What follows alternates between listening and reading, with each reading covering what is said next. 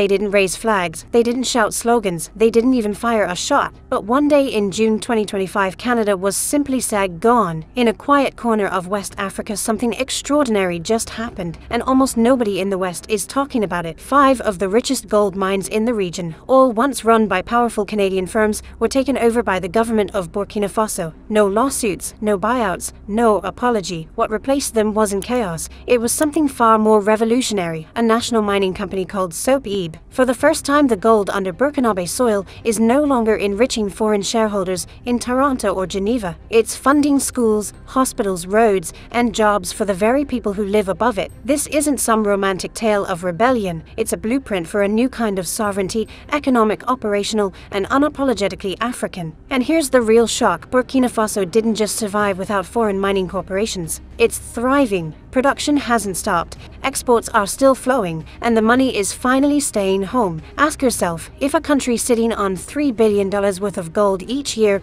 was once one of the poorest in the world, who was really profiting? And if this model works in Burkina Faso, who's next? You're watching a channel that doesn't speak for Africa. We listen to it. Please give this video a like if you believe nations should control their own resources. Share it with someone who still thinks Africa can't manage itself, and subscribe if you believe the truth is more powerful than the narrative. On August 12, 2024, while most of the world looked elsewhere, a single paragraph buried deep in a government bulletin changed everything. It was the official revision of Burkina Faso's national mining code, just a bureaucratic update, some thought. But inside it was a time bomb, an unassuming clause that gave the state the right to hold up to 70% of any mining operation deemed strategic. It didn't make headlines. But to those watching closely, especially executives in Toronto and Montreal, it was the beginning of the end. For over a decade, Canadian mining companies had operated across West Africa with little resistance. The rules were written to favor them: generous tax breaks, long-term leases, minimal oversight. In Burkina Faso alone, companies like Endeavour Mining and Fortuna Silver Mines had built multi-million-dollar empires from gold extracted daily from deep beneath Burkinabe soil. The profits flowed out first as gold bars, then as dividends, then as returns to investors sitting comfortably in skyscrapers thousands of miles away. And all the while, Burkina Faso remained one of the poorest countries on earth. But the new government, led by Captain Ibrahim Traoré, was not interested in symbolic reforms. It wanted control. And it moved quickly. By early 2025, foreign mining firms began to feel the pressure. New environmental audits were suddenly mandatory. Licensing delays began to stack up. Regulatory bodies, once seen as passive, were now asking hard questions. Local authorities began reasserting themselves. Every piece of bureaucracy that had once served foreign interests now shifted in tone. You may operate here, but only on our terms. Then came the silence. Companies like Simofo and Endeavour stopped issuing press releases about their long-term African partnerships. Investor reports grew vague. Canadian officials gave no interviews, but on the ground in Burkina Faso, change was accelerating. In March 2025, the government announced the formation of SOPEB, short for Société de Patrimoine Minier du Burkina. Translated, it means the Burkina Mining Heritage Corporation. But this wasn't just a shell company or a placeholder. It was designed from the ground up to take over everything. And it did. By June 2025, 5 of the most lucrative gold mines in the country, some producing hundreds of thousands of ounces per year,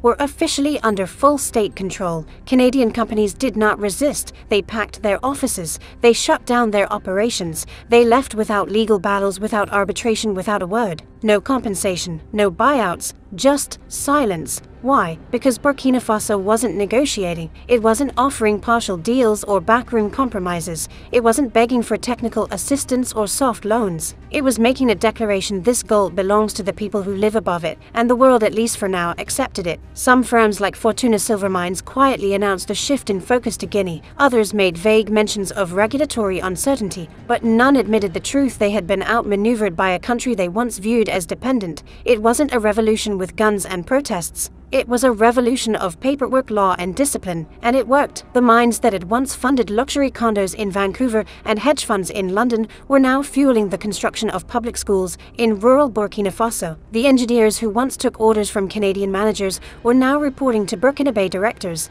The trucks, the loaders, the refining contracts all now flowed through government agencies or local companies brought in under a new model of national priority. Burkina Faso didn't just reclaim physical assets, it reclaimed the system, and perhaps most importantly, it proved that it could do it without collapse. There was no press conference, no televised announcement, no triumphant headline in the New York Times or the Financial Post. But on a hot June morning in 2025, the balance of power in African mining quietly collapsed. 5 gold mines, each worth hundreds of millions, were no longer Canadian. They weren't being transferred, they weren't sold, they were seized legally, silently, and irreversibly. And the world's response? Silence. That silence was louder than any speech. For decades, Canadian companies like Endeavour Mining and Fortuna Silver Mines had operated in Burkina Faso like colonial successors. Their names were on the trucks, the export contracts, the payrolls. Their influence ran so deep that decisions about Burkina Bay land were often made in offices 4,500 miles away in Toronto boardrooms,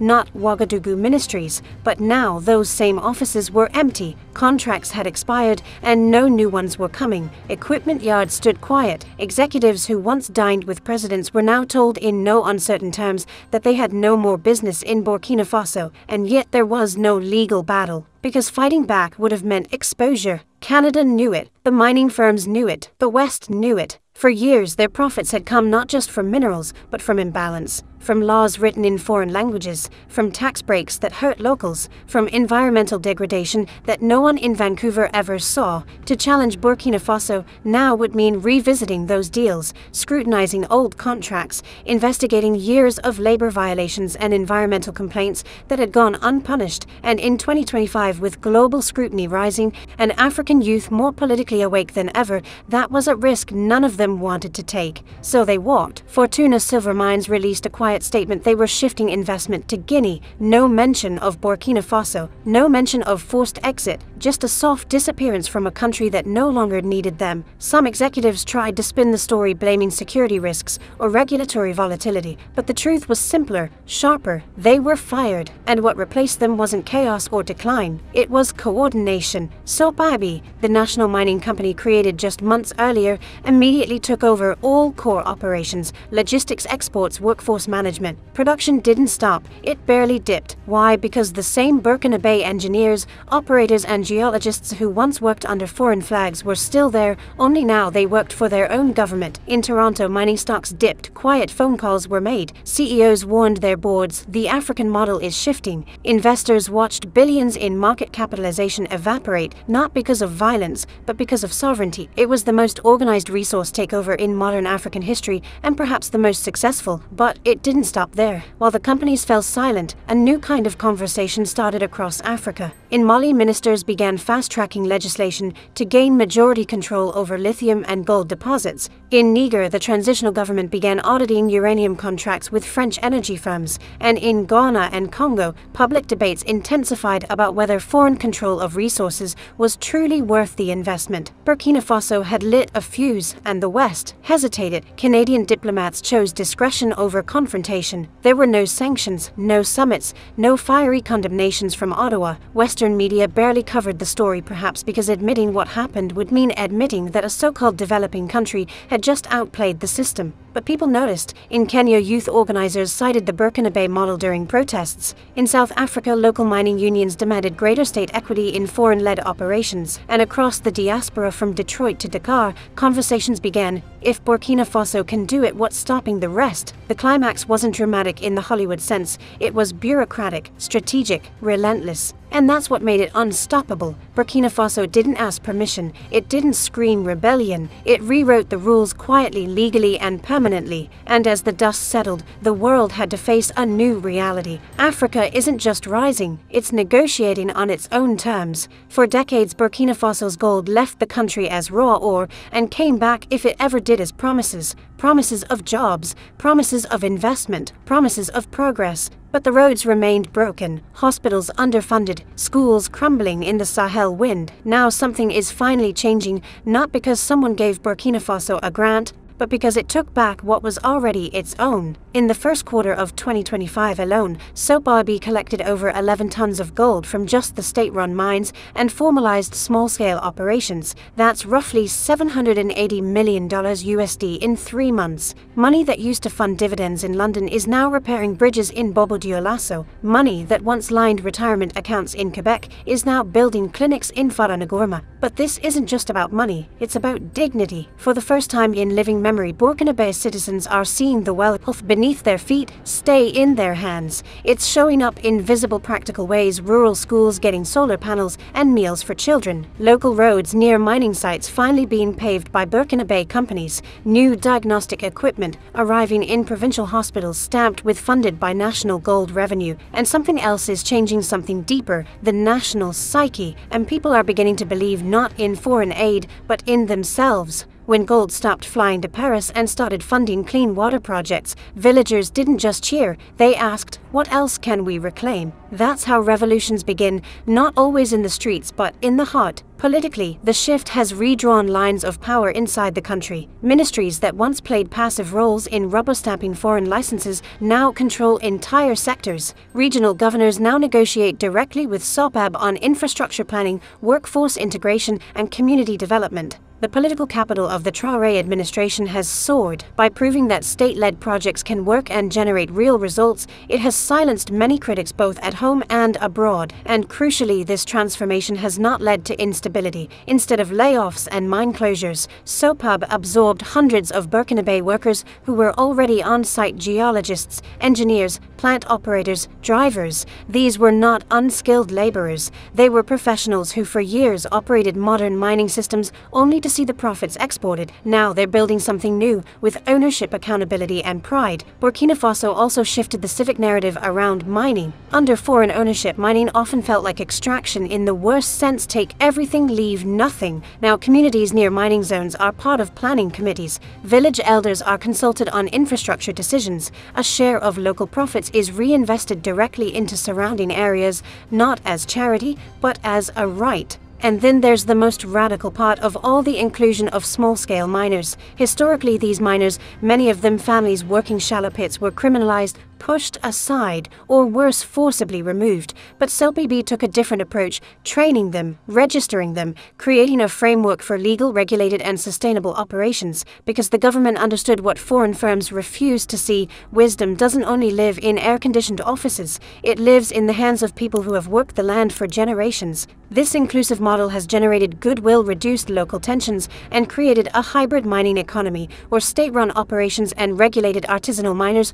coexist, collaborate, and profit. But every revolution has its risks. Running a national mining enterprise is expensive, technically demanding, and politically sensitive. Mistakes will happen. Corruption may tempt. Mismanagement can undo progress. Yet so far, SOPAB has moved with discipline. It has refused to overpromise. It has invested in training, not just extraction. It has partnered with local businesses for logistics, hauling, and maintenance, ensuring that more wealth circulates inside the economy. And crucially, it is building something most African resource sectors have never had: institutional memory. A government database of geological data, a generation of locally trained mining professionals, a paper trail of ownership, taxation, and impact tracking. These may sound boring, but this is how you build sovereignty, not in slogans, but in spreadsheets. In the end, what Burkina Faso is doing is more than just digging gold. It's building a nation, not one that waits for help, not one that sells its wealth for temporary relief, but one that believes it can finally provide for its own. If you sit in Washington, D.C.,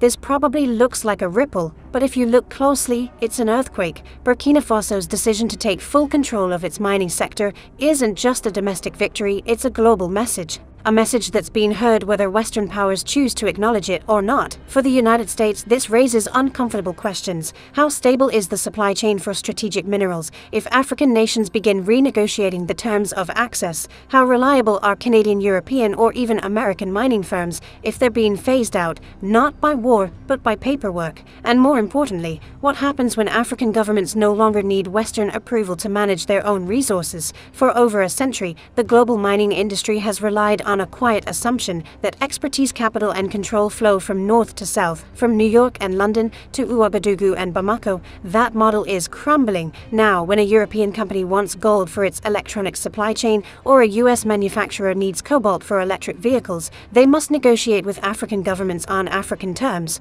This shift is especially troubling for Canada. Ottawa has long seen Africa, particularly West Africa, as a zone of quiet influence. Canadian pension funds, engineering firms, and extraction companies have operated across the continent with little political friction. But Burkina Faso just showed that those arrangements can vanish overnight with no legal battle, no compensation, and no diplomatic leverage. And so far, no one in the West seems to know how to respond. The silence is telling. There have been no major statements from the US State Department, no condemnation from the G7, no IMF warnings, at least not yet. Because this is not a traditional crisis. There is no war, no regime collapse, no refugee surge, just a country managing its resources better than expected, but the implications are massive. What happens when other African countries adopt the Burkina model? What happens to international investors when African courts, not arbitration centers in Paris, become the final word? What happens when resource nationalism is no longer framed as radical, but simply as reasonable? And here's the part that should truly worry Western institutions. It's working.